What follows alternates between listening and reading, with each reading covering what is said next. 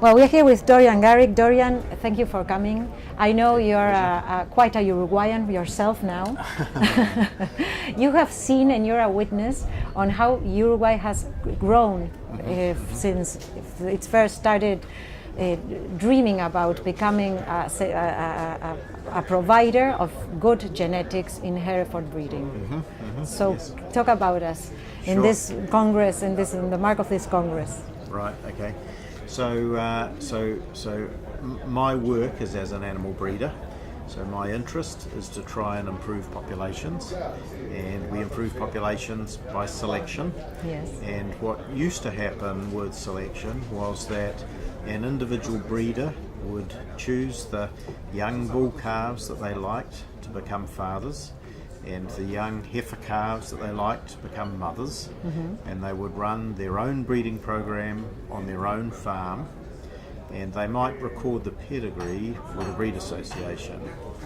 And what has changed about all of that is that we now recognise that selection works much better if you evaluate the animals by combining all the pedigree and performance records together, which means that the records go into the breed association and get analysed across all of the registered farms that have the records. All over the world. All over. Well, originally it went from an individual breeder to the breed association within the one country.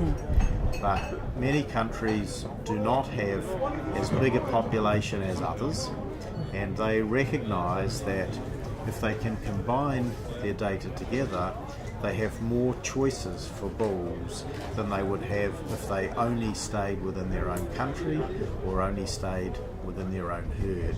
So the big difference that I have seen in Uruguay is that it transiting from the breeder doing their own selection to the breed association combining all of the working records together, to the development of the Pan Am cattle evaluation, where the Uruguayan records and the Argentine Hereford records and the US Hereford and the Canadian Hereford all being combined into a single analysis. Translating that achievement from the breeders to the producers.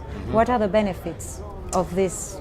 So the main benefits of that are that the producer, who to me is the person who buys a bull from a bull breeder, yes, to make buys money, a number of bulls to make money, not as a hobby. Cows, that's right, not as a hobby. That's right. They should have access to bulls that each year should be more profitable for them to use than the bulls they could get the year before. Otherwise, if there's no genetic improvement, they might as well just keep their own bull calves.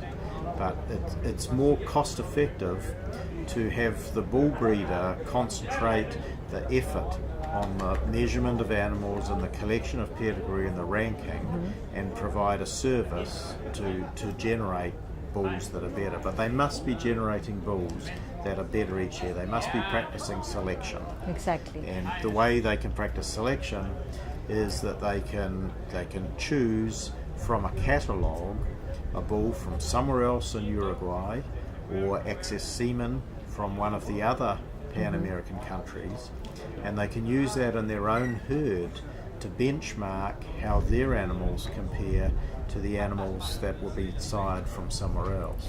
And if the animals from somewhere else are much better, then they can use the sons of those as fathers in their own herd. Exactly. So they still run their own breeding program, but they have been able to get a kick-start of improvement. Now, if the animals from outside turn out not to be better, then they can continue with the satisfaction that their animals are as good as any other animals that are available elsewhere. What is happening now, and we can see it in when we talk with other producers that are here, farmers that are here in the Congress, is that they are amazed on the quality of the specimens of Hereford, the specimens that we are having the luck of seeing them in this beautiful place, and they want to import from Uruguay genetics, embryos, semen, everything.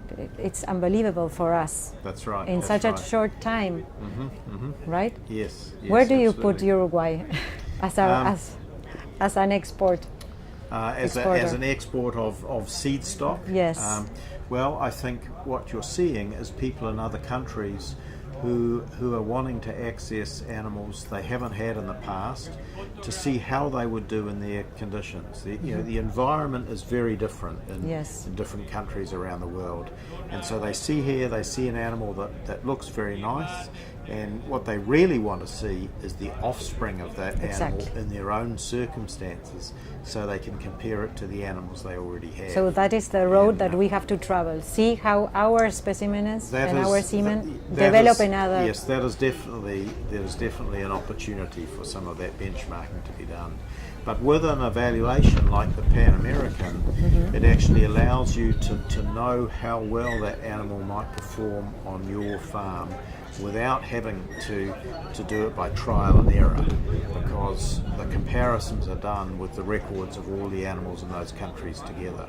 So it does indicate there is an opportunity for a larger evaluation where Herefords from some of the other countries, because there are many different countries represented here, and many of them are outside of the Pan American, and they would like to be combined. I have heard several Australian and New Zealand breeders say they would like to have their animals compared to see what opportunities there might be for exchange of semen. Well, I will not ask you which is your best meat and where it is, but I will I will ask you who barbecues better. Who barbecues better? Brazilians, Uruguayans, or Argentinians? Oh, I'd have to be say, careful on what you say. I'd have to say for barbecue and for dulce de leche, Uruguay is number one. I know. Well, thank you very much. Thank you very much. Hope to see you again in the 18th Congress of Hereford, or whatever it is. New Zealand. Oh, here we come, New Zealand. Yep. Yes, good ski, good hockey, Yes. good rugby.